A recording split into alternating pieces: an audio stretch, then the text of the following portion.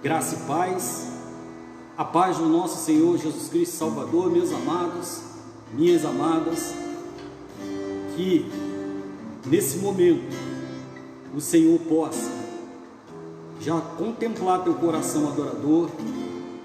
Meu irmão, minha irmã, você que nesta tarde está priorizando ouvir a voz de Deus, porque nós estamos vivendo dias e momentos difíceis. A palavra de Deus diz que os dias são maus, mas nós cremos num Deus todo-poderoso, um Deus que transforma a maldição em bênção. E por isso, Senhor Deus, receba nesta tarde a nossa adoração, o nosso louvor e o nosso clamor. Nós gostaríamos de dar início aos trabalhos desta tarde, glorificando o Senhor por mais este dia que Ele o fez. Por isso estamos alegres. Amado Deus e eterno Pai, graças te damos, Senhor Deus, por mais esta oportunidade que o Senhor nos concede de podermos estar agora, Senhor Deus, priorizando o teu reino, Senhor, deixando até os nossos afazeres em segundo plano, porque Deus, a prioridade agora é ouvir a tua voz. Por isso, Senhor, fala conosco, fala a nós, Senhor Deus, fala àqueles corações que estão cansados, sobrecarregados, aflitos, ansiosos, preocupados, mas que nesta tarde, Senhor Deus, tarde de oração, tarde a qual nós separamos, Senhor Deus, para te ouvir, Senhor Deus, que a tua palavra venha contemplar o nosso coração adorador, que seja uma tarde, uma noite, já que o dia já se iniciou, que seja o restante dele para a tua glória, para o teu louvor. Já te agradecemos pelos milagres que já aconteceram, pelos milagres que vão acontecer, mas que o Senhor continue com a sua mão potente a nos guardar, a nos livrar de tudo aquilo que não provém de ti, Senhor Deus. Pai amado, guarda, ó Deus, os teus filhos, as tuas filhas, guarda os teus servos, tuas servas, a cada lar representado, Senhor Deus. Ó Deus, aonde quer que esta live, Senhor Deus, esteja chegando, ó Deus, que o Senhor possa adentrar a cada lar e operar sinais, maravilhas e prodígios, Senhor Deus. Glorificamos o teu nome, Pai, porque Deus, até aqui o Senhor nos ajudou, em meio, Senhor Deus, a esses transtornos, Senhor, a estas convulsões, Senhor, sociais que estamos passando e enfrentando. O Senhor tem guardado o teu povo, Senhor Deus. Continua, Senhor Deus, com a sua mão potente sobre nossas vidas, nos dando livramento, Senhor, curando, Pai, aquele que está enfermo, levantando quem tiver caído, Senhor, fortalecendo aquele que está fraco e salvando o perdido, porque para este fim, Senhor Deus, tu enviaste teu filho unigênito, Senhor, para que todo que aquele nele crer, Senhor Deus, não pereça, mas tenha vida eterna. Por isso, Deus, nós já queremos te louvar e agradecidos estamos, Senhor Deus, por tudo que o Senhor tem feito, por tudo que vais fazer. Nós oramos em nome do seu Filho amado Jesus Cristo, que vive, que reina, que está no nosso meio, não somente hoje, mas para todo sempre. Obrigado, Senhor Deus, por tudo, em nome de Jesus. Queridos, nós estamos dando início a mais um encontro de fé, aonde, em obediência, Senhor, ao nosso Senhor Jesus Cristo e Salvador, aquilo que Ele tem determinado às igrejas, nós estamos cumprindo, respeitando também as autoridades constituídas, que dizem para que nós não nos aglomeremos. Então, Deus, nós estamos usando esse canal ainda de acordo com a sua permissão, para que, Deus, a tua palavra chegue aos quatro cantos do mundo, aonde quer, Deus, que nós não possamos ir e falar, ó Deus, que a tua palavra alcance, Senhor Deus, a todo este povo, Pai, que está recluso, todo este povo, Pai, que está agora no aconchego dos vossos lares, talvez em presídios, em hospitais. Deus, nós não sabemos o propósito, Senhor Deus, de tudo isso que está acontecendo, mas nós continuamos a crer neste Deus que faz e opera sinais, maravilhas e prodígios, mesmo sem poder nos tocar, mesmo sem poder nos abraçar, mesmo sem poder estarmos reunidos na Assembleia de Santos, neste templo. Cremos que a verdadeira igreja do Senhor somos nós. Por isso nossos corações se abrem, estão abertos e continuarão abertos à tua voz, Senhor Deus. Abençoa, Pai, esse povo que se chama pelo teu nome. Mesmo sem poder te tocar, mesmo sem você poder me tocar, eu creio que somente neste momento pode nos tocar. Só o Espírito Santo de Deus, só o próprio Deus. E você pode louvar ao Senhor ainda nesta tarde, com um hino, pedindo que o Senhor venha te tocar, que o Senhor possa nesta tarde tocar, alcançar o teu coração, abençoar a tua vida mais e mais. E você que priorizou, está na busca do reino em primeiro lugar, porque as demais coisas o Senhor vai acrescentar. Que o Senhor te abençoe rica e abundantemente, e adoremos ao Senhor, louvemos ao Senhor, pedindo que o Senhor venha me tocar, em nome de Jesus. Grandes são as tuas obras, infinitas maravilhas, tua presença é bendita entre nós. Se eu dobro os joelhos pra buscar a tua face, o Senhor se lugar para mim. Jogar pra ficar num segundo sem volta, não consigo mais ver Senhor Jesus.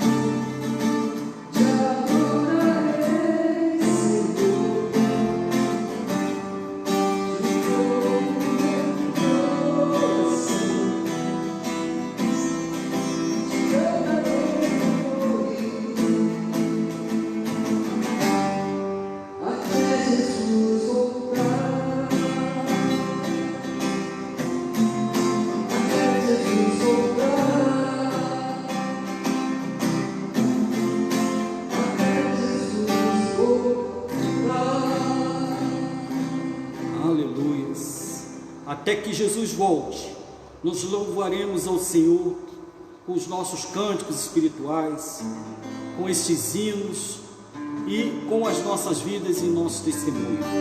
Meu irmão, nesta tarde de adoração, tarde de louvor, mas também de oração, abra sua Bíblia no Evangelho de São Lucas, no capítulo 4. Abra sua Bíblia, Lucas, Evangelho do Dr. Lucas, capítulo 4, aleluias, a partir do versículo 24. Se você tem a sua Bíblia, amém. Se você não a tem nesse momento, nos acompanhe através do áudio da leitura. É uma passagem que registra Jesus pregando na sua terra natal, terra onde ele nasceu, né? Mas o versículo 24 registra que, e prosseguiu Jesus, né? Falando, de fato vos afirmo, que nenhum profeta é bem recebido na sua própria terra. Versículo 25. Na verdade vos digo que muitas viúvas havia em Israel no tempo de Elias, o profeta, quando o céu se fechou por 3 anos e 6 meses, reinando grande fome em toda a terra, e a nenhuma das viúvas, Elias foi enviado, senão a uma viúva de Sarepta de Sidom. Versículo 27. Havia também muitos leprosos em Israel, e nos dias do profeta Eliseu, preste atenção nisso, nós agora estamos falando do profeta Eliseu, e nenhum deles foi purificado, senão Naamã o sírio. Todos na sinagoga, ouvindo estas coisas, se encheram de ira. Meu Deus, é a tua palavra, Senhor Deus, que ministrada aos nossos corações é produzida, Senhor, é transformada em fé, na certeza de que o Senhor continua no controle, enfrentando pandemia, fome, frio, sede, calor, frio, o Senhor continua no controle. Por esta razão, Deus, nós queremos glorificar o teu nome e declarar que até aqui o Senhor nos ajudou. Então, Deus, abençoa o teu povo, que esta palavra, Pai, seja como uma semente que cai num solo fértil, que ela possa germinar, crescer, aleluias, e deitar frutos para teu louvor, para a tua honra e para a tua glória. E todos que creem digam amém, amém? Mesmo você aí, distante fisicamente, não importa, mas espiritualmente nós estamos unidos, nós somos um corpo, apesar de muitos membros, um só é o cabeça, é o Senhor Jesus. E nesta tarde o Senhor quer ministrar sobre nossas vidas, sobre os percalços que acontecem em nossas vidas. E nesta tarde,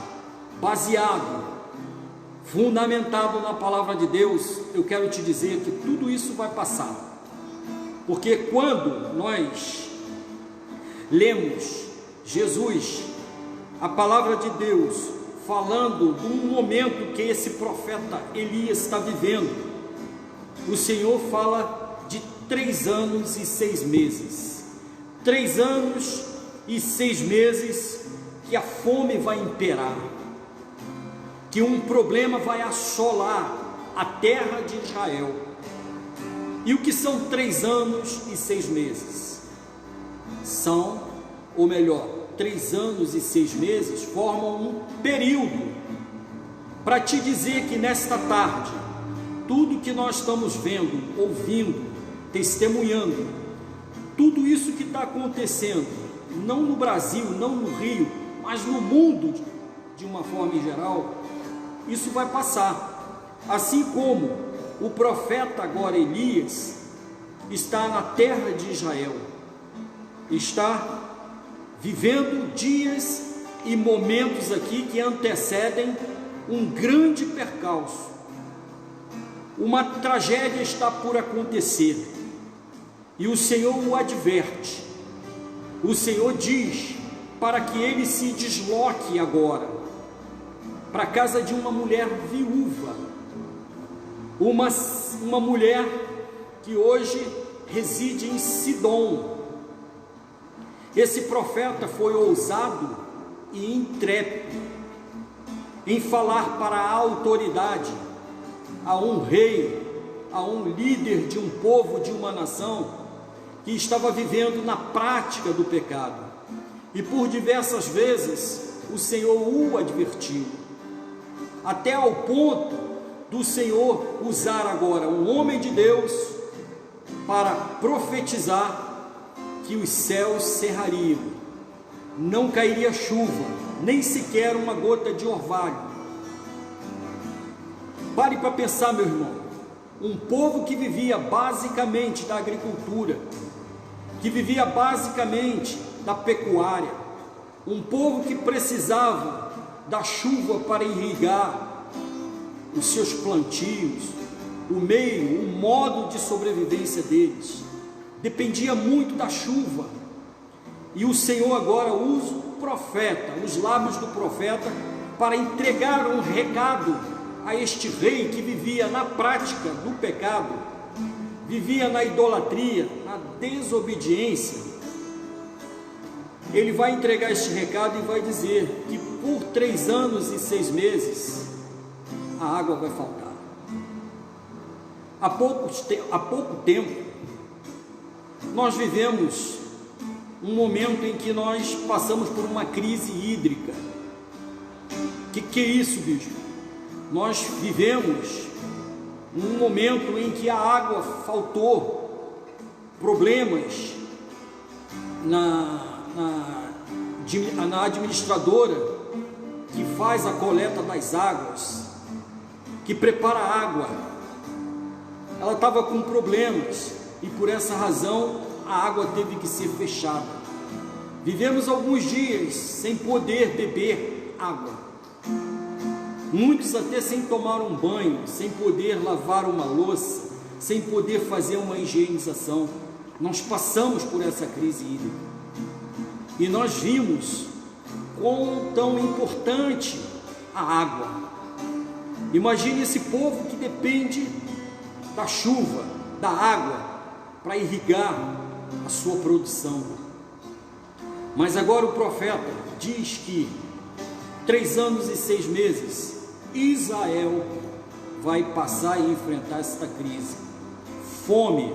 Registra a palavra de Deus que quando Elias profetiza isso, o rei fica muito irado, o rei fica aborrecido, porque o recado de Deus foi reto, foi um papo reto, e em função dele viver, deste rei, está inclusive induzindo o povo a viver a idolatria, todo o mal virá sobre esta terra. E imediatamente nós podemos também contemplar no versículo 27 uma outra tragédia, né? Diz a palavra de Deus que em Israel havia também muitos leprosos. Perceba que tanto no versículo 25 quanto no 27, o que está acontecendo em Israel, no meio do povo de Deus, um povo que foi separado, um povo que foi ungido, levantado, capacitado para vencer, para viver vida farta, vida abundante, uma vida em que nada lhes faltasse. Mas olha o que a palavra de Deus registra, tanto no versículo 25 quanto no 27, 2 imprevistos. O imprevisto que acontece no versículo 25 trata da fome, de uma necessidade básica. No versículo 27, já mudando o profeta, que eu não sei se você percebeu, o que acontece com aquela viúva lá em Sidom, e envolve o profeta Elias. Já no versículo 27, a oportunidade está com o profeta Eliseu. Então Eliseu vai viver também seus dias e momentos de fé, momentos em que ele terá que ser ousado, terá que ser intrépido diante do que está acontecendo. A palavra de Deus diz que também em Israel haviam muitos leprosos. Interessante que em Israel também haviam muitas viúvas, como nós acabamos de ler. Muitas viúvas havia em Israel, mas uma mulher foi designada. Nós vamos saber por que Deus enviou o profeta a esta mulher, à casa dela. Assim como nós vamos também entender porque se em Israel haviam muitos leprosos, porque justamente Naamã foi o curado, por que que Naamã foi liberto daquelas chagas, daquele problema. E um homem que fazia oposição a Israel, ele era comandante do exército sírio, ele dominava ou dominou sobre todo Israel, ele guerreou e se saiu vitorioso. Mas por que Deus o curou? Há um propósito em todas as coisas, aonde em Eclesiastes está registrado que nada é por acaso, tudo existe um propósito. E quando nós lemos esse texto, por que Elias foi na casa da viúva?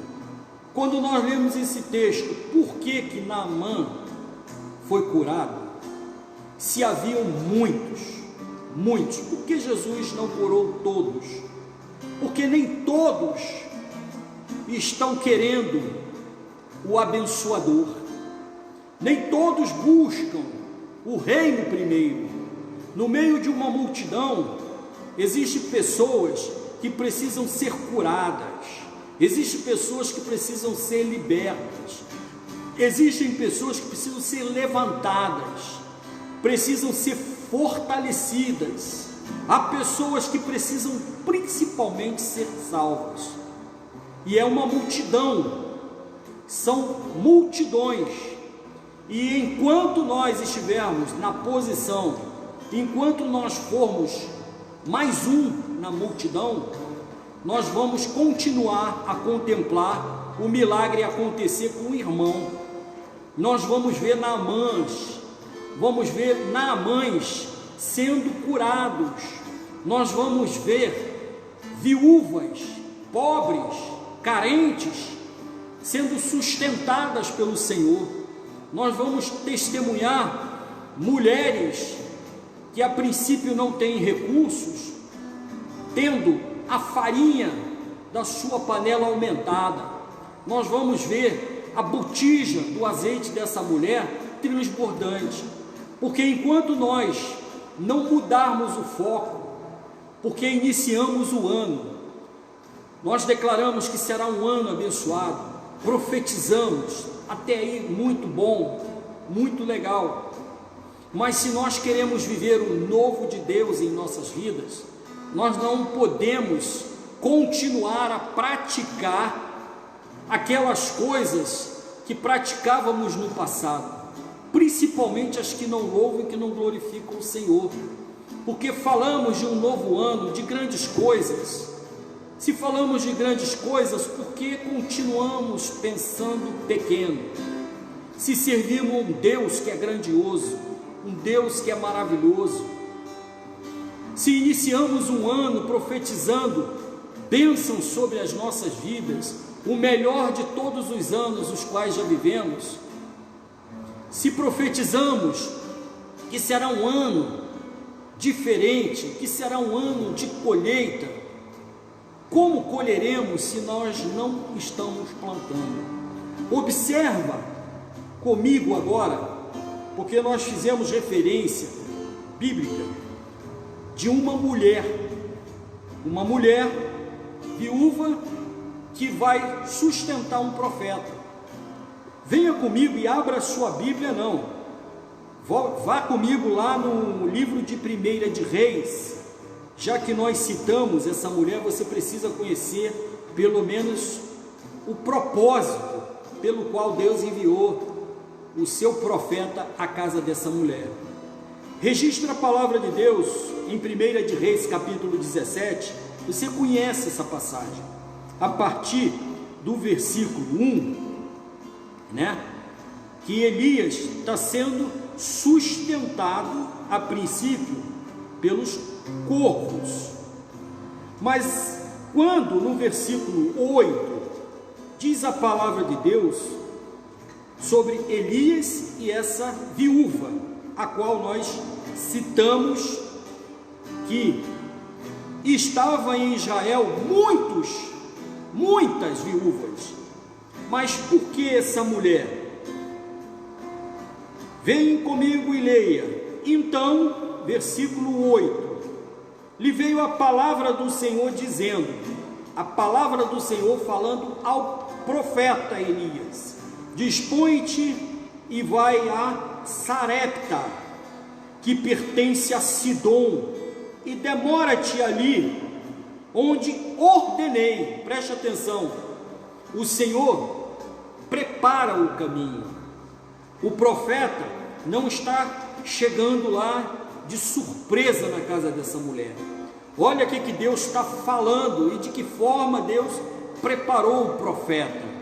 Eu já ordenei, eu não pedi, eu ordenei, diz o Senhor, eu ordenei a uma mulher viúva que te dê comida. O profeta está saindo de um momento de escassez, um momento aonde a fome está imperando, a fome está reinando em Israel.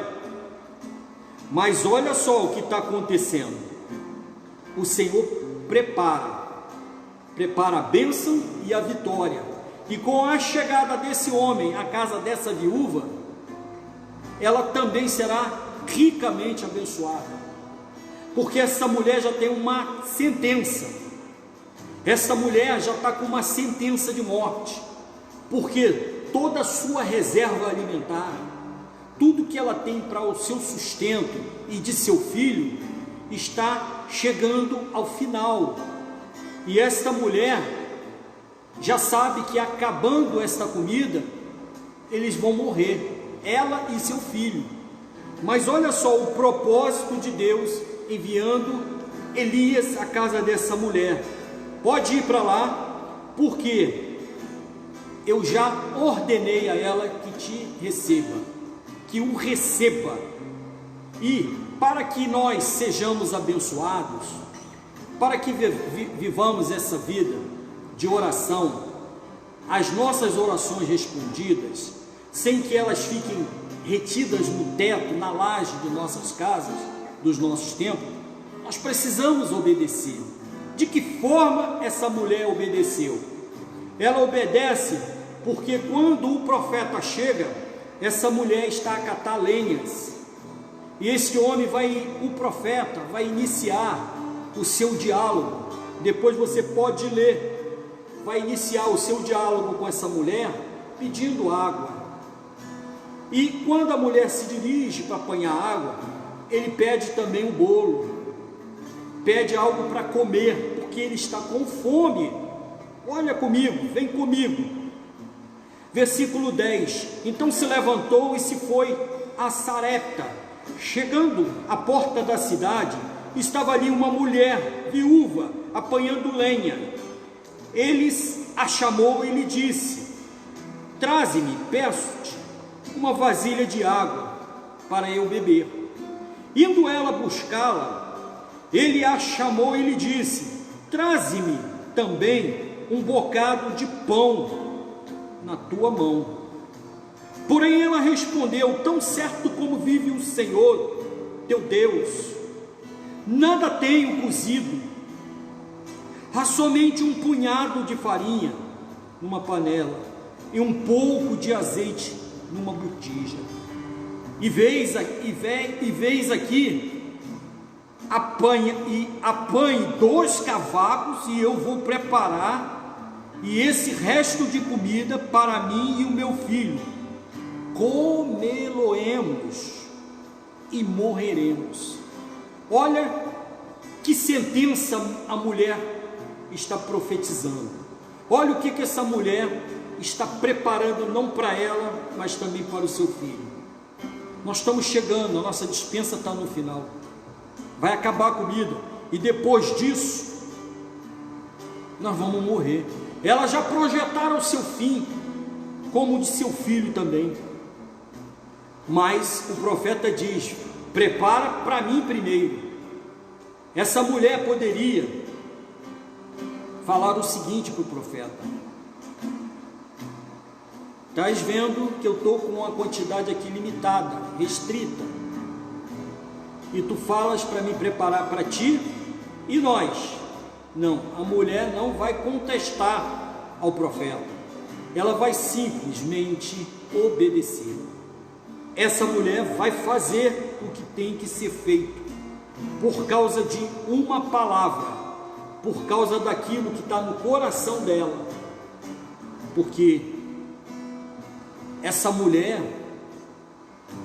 ela não externou, ela não falou do seu projeto de vida, ela não falou que o seu projeto de vida estava findando, mas quando ela resolve alimentar o profeta, ela libera: olha, eu vou te dar, entretanto, isso aí é a minha última reserva alimentar, isso aí era o que eu estava guardando para que eu e o meu filho comêssemos e morrêssemos logo a seguir. Meu irmão, creia, minha irmã, é uma palavra profética para esta tarde. Não sei se você está passando por privações, eu não sei se você perdeu o seu emprego, eu não sei se você perdeu renda em meio a essa pandemia, eu não sei se você contraiu essa doença. O que eu quero que você saiba que nesta tarde, o Deus dos impossíveis se faz presente na tua vida. Por isso hoje você está aí de frente desse aparelho, você está recebendo com alegria este sermão para que você mude a tua atitude. Lembra-se que eu falei que se nós queremos coisas novas, nós precisamos fazer coisas novas. Se nós quisermos coisas novas, cometendo as mesmas práticas, agindo da mesma forma como agimos no passado, nós jamais colheremos o fruto de coisas novas. Se plantamos somente abacaxi, nós não temos como colher um outro fruto senão o abacaxi. Mas é tempo do novo, é tempo de nós fazermos coisas diferentes. Faça uma avaliação de tudo que foi feito, inclusive dos erros que foram cometidos. Erramos, falhamos, pecamos, mas nós somos, graças a Deus, estamos conscientes do que temos que fazer. Temos que fazer coisas novas. Queremos o novo de Deus, então façamos o novo. E aí essa mulher, nesta atitude de desprendimento, nós precisamos nos desvincular de coisas que ainda nos retardam, precisamos nos liberar de todo o peso. Em Hebreus fala sobre isso, para que nós nos livremos de todo o peso, inclusive o peso do pecado, porque o pecado produz peso. Você que está carregando essa sobrecarga, faça uma troca com Jesus, confesse o seu pecado. O Senhor diz que aquele que confessa os seus pecados e os deixa, esse prosperará. E aí essa mulher agora, ela entrega o seu tudo que ela tinha para se manter viva. Ela entrega as suas bolachas, seu cavado, ela entrega a sua água, ela diz que só tem farinha, um punhado. Mas observa só, essa mulher foi visitada por Deus. Porque quando Deus fala ao profeta, ele diz o seguinte: eu já ordenei.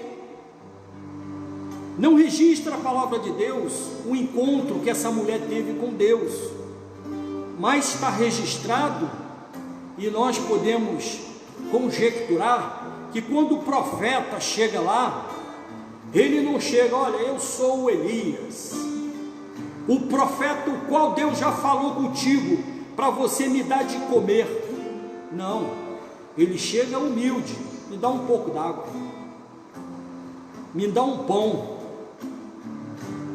E aquilo que você tem aí, o que você tem nas suas mãos, o que você tem, é isso que você tem, é que o Senhor vai multiplicar, ainda que você considere pouco, porque essa mulher vai dizer: eu tenho um bocado, um punhado de farinha, eu tenho um pouco de azeite na botija.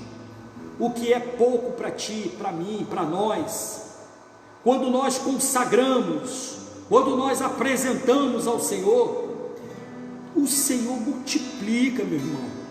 Então não tenha medo de doar, não tenha medo de se entregar, não tenha medo de confessar que o Senhor é Senhor da sua vida, porque o Deus que nós servimos, Ele é o Deus que supre, não algumas, mas todas as nossas necessidades. E essa mulher desprendida, essa mulher convertida, porque só faz isso uma pessoa convertida, ela pega e entrega. E quando nós entregamos na mão do Senhor, por amor à obra, sabe o que o Senhor faz? Multiplica. E o Senhor multiplica. Por que eu posso te afiançar e garantir isso? Porque está escrito. E se está escrito, eu creio. Bem-aventurados sois vós que não viram e creram. Porque aí, eu comigo no versículo 15. Foi ela quem? A mulher. E foi ela, fez segundo a palavra de Elias. Porque Elias é o representante de Deus aqui na terra. Ela fez segundo a palavra de Elias. Assim comeram ele, o profeta, ela e sua casa, muitos dias. Ou seja, essa mulher já tinha uma sentença. Os dias dela de vida estavam próximos. E observa aí o final do versículo 15, que muitos dias significa o sustento de Deus, a multiplicação. E olha o versículo 16: da panela a farinha não se acabou. Ela não tinha um punhado de farinha, mas a farinha não se acaba. Diz a palavra de Deus, um milagre, o milagre da multiplicação aconteceu. A farinha não faltou na panela, e da botija o azeite não faltou, segundo a palavra do Senhor por intermédio de Elias. Sabe o que Deus falou a essa mulher? 2: entrega o teu caminho ao Senhor e confia em mim. O Senhor, num diálogo com essa mulher, entrega o teu caminho ao Senhor, confia nele e o mais ele fará. Olha o que Deus fez. Por que o profeta foi enviado na casa dessa moça? Porque essa moça essa senhora já tinha uma sentença de morte proferida por ela mesma. Ou seja, ela se auto-amaldiçoou. Ela disse o seguinte: quando acabar, eu e meu filho morreremos. Então, o propósito de Deus, enviando o profeta na casa dessa mulher, era para que ela fosse salva.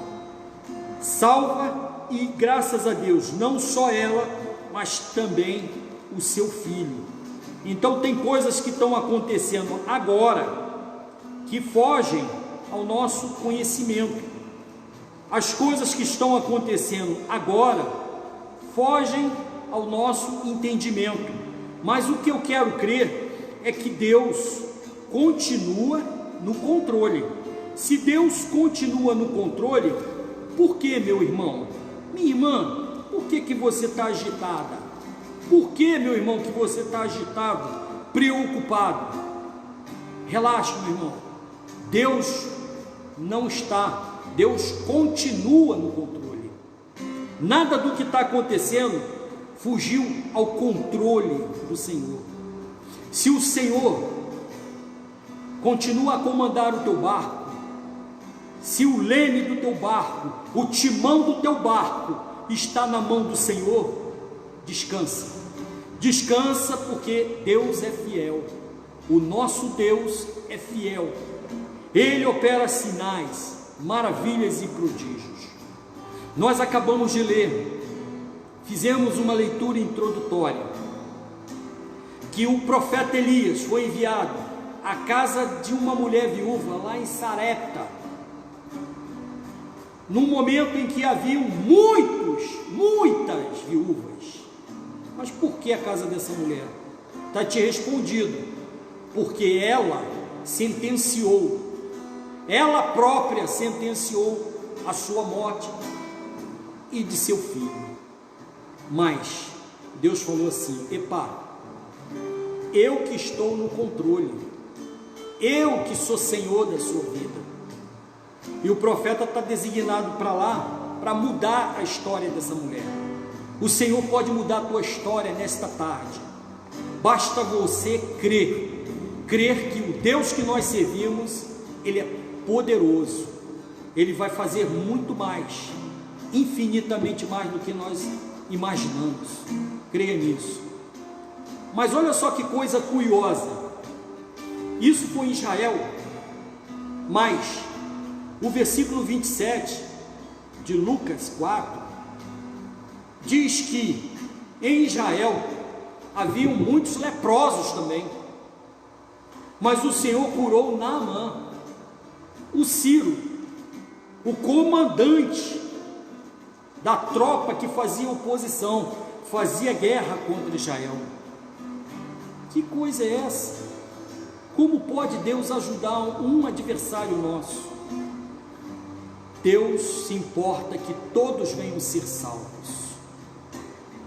É importante que todos venham se converter, que todos venham ouvir a voz de Deus, que aqueles corações endurecidos, as mentes cauterizadas, nesta tarde possam receber uma palavra de fortalecimento, uma palavra que venha mudar, transformar, e homem nenhum vai convencer o pecador do seu pecado, mas a ação do Espírito de Deus.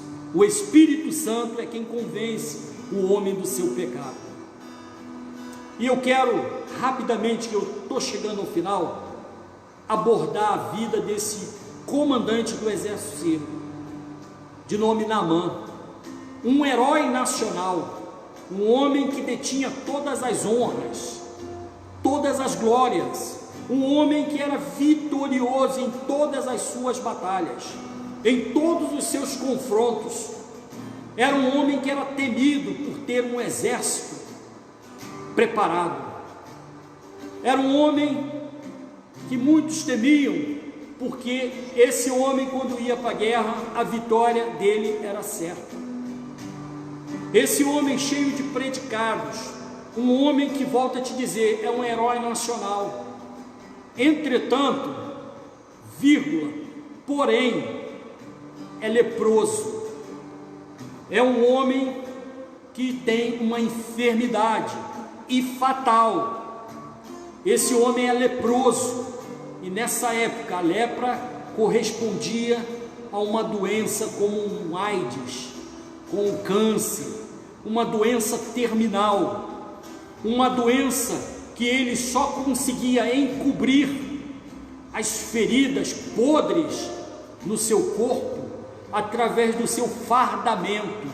O seu fardamento conseguia e fazia com que ele ocultasse aquelas feridas horríveis em todo o seu corpo. Mas esse homem é um homem vencedor. Olha, vem comigo, e você conhece o texto aí em 2 de Reis. Avance um pouquinho no capítulo 5, quando Naamã, ele é curado de lepra. Você lembra que nós lemos agora em Lucas 4, 27, que haviam muitos leprosos em Israel? Tinha muitos leprosos. Na multidão haviam muitas pessoas problemáticas, enfermas. Mas por que Deus cura Naamã? Por quê? Meu irmão, se você quer resposta para os seus porquês, se você quer resposta para tudo isso que você está passando, enfrentando, medite na palavra de Deus. Tu vai encontrar resposta para todos os seus questionamentos. todas as suas dúvidas serão supridas através da palavra de Deus. Porque brotou no meu coração também uma curiosidade: poxa, se haviam tantos leprosos, por que Naamã? Capítulo 5 de 2 de Reis. Naamã, comandante do exército do rei da Síria, era grande homem diante do seu senhor e de muito conceito, era um homem conceituado, porque por ele o Senhor com letra maiúscula, o Senhor dera vitória à Síria. Era ele herói de guerra, um herói nacional, vírgula, porém leproso.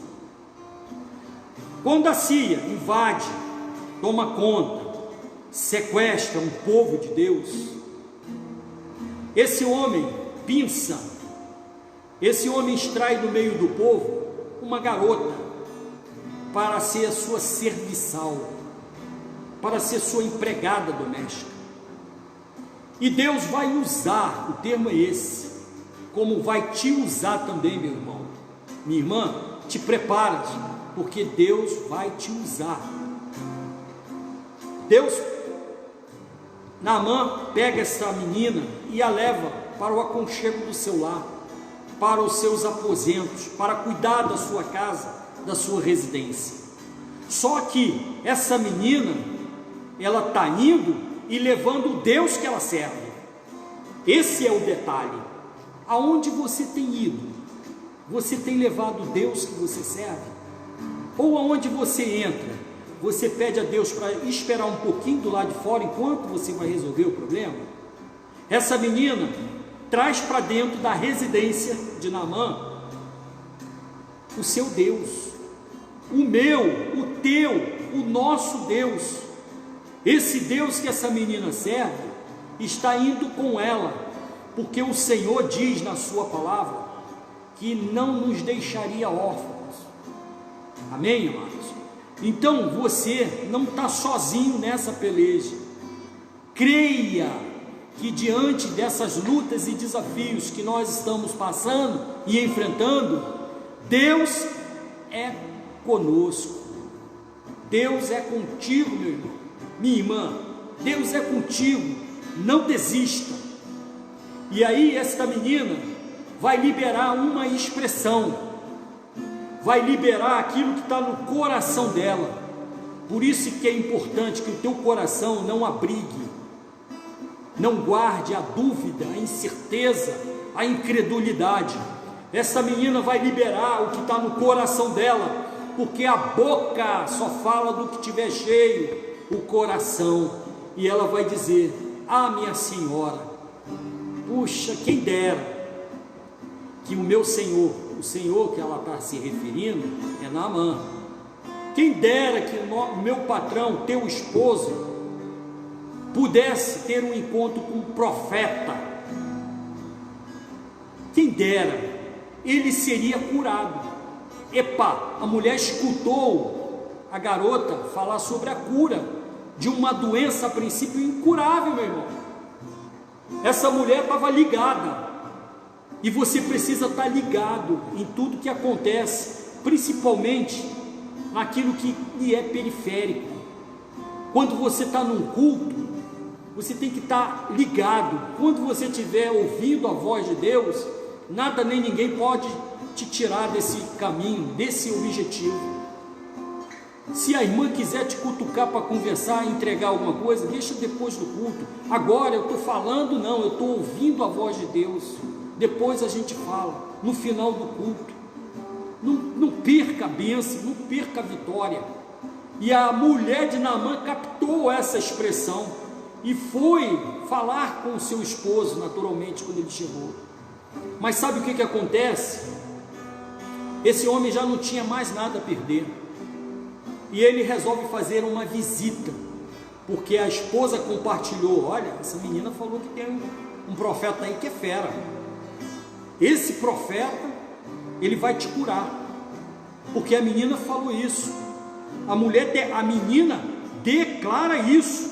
Ela está cativa, ela está presidiária servindo a Naamã, mas ela é uma menina livre, então ela pode falar. Então ela fala: quem dera que Naamã pudesse ter um encontro com um profeta que está lá em Samaria. Sabe o que esse cara vai fazer? Naamã vai partir para lá. Só que às vezes nós queremos que as coisas aconteçam do jeito que nós queremos. Esse homem vai no lugar onde o profeta Eliseu, não Elias, Eliseu, e vai se reportar a Eliseu. Só que quando ele chega lá com a sua comitiva, ele esperava uma recepção, ele esperava que o profeta descesse e lhe rendesse honras somente ao Senhor, meu irmão. Toda honra, toda glória, todo louvor só ao Senhor. E Naamã precisa aprender isso, e vai aprender agora pela ação de Deus, não pela força do braço do profeta. Porque quando Naamã chega lá, ele vai pensando o seguinte: esse profeta vai descer, vai botar a mão sobre a minha cabeça, sobre o meu corpo, sobre as minhas chagas, vai invocar o Deus dele e eu vou ser curado. A coisa não funciona dessa forma. Quando ele chega para ter um encontro com o profeta e alguém fala: olha, Naamã está aí, quer falar com o senhor, faz o seguinte, manda ele tomar banho. Como é que é? Manda ele se lavar 7 vezes no Jordão. Ah, é? Então tá bom. Senhor Naamã, olha só, o profeta mandou o senhor ir tomar banho. Aonde? Lá no Rio Jordão. O quê? Naquelas águas sujas, barrentas, naquelas águas, jamais. Não vou não. Ele mandou tu dar 7 mergulhos lá. Só que Naamã, ainda na sua postura de oficial, ainda no salto, literalmente falando, ele não recebe de Deus o que ele tem que fazer para ser curado. E às vezes Deus coloca para nós algumas condições de sermos livres, de sermos abençoados, e nós relutamos. Naamã reluta, Naamã não aceita isso, e ainda vai fazer um comparativo, vai dizer: por um acaso, lá em Damasco, eu não tenho rios melhores? Abana e Farfá são rios que têm águas límpidas, águas transparentes. Agora eu vou me banhar numa água dessa, turva, uma água barrenta dessa, está arriscado eu pegar até uma infecção. Naamã está relutando, mas as coisas de Deus não são assim. É a vontade de Deus que é soberana. E Naamã resolve ir embora, resolve largar isso para lá, resolve continuar doente. A opção é nossa. Ou nós acatamos e aceitamos e vivemos aquilo que é pregado sobre as nossas vidas, porque nós não podemos ser só ouvintes. Enquanto Naamã foi só ouvinte, ele não foi abençoado, mas ele precisava praticar em um ato de fé, porque o banhar nas águas do Jordão era um ato profético. Ele poderia banhar-se lá em Damasco, nos rios os quais ele citou, que são mais límpidos, poderia, mas o profeta não falou isso. O profeta falou: aqui, é aqui no Jordão, é nessas águas turvas mesmo, é nessas águas barrentas que tu tem que mergulhar, meu irmão, se quiseres ser abençoado. Ele resolve ir embora, opção dele.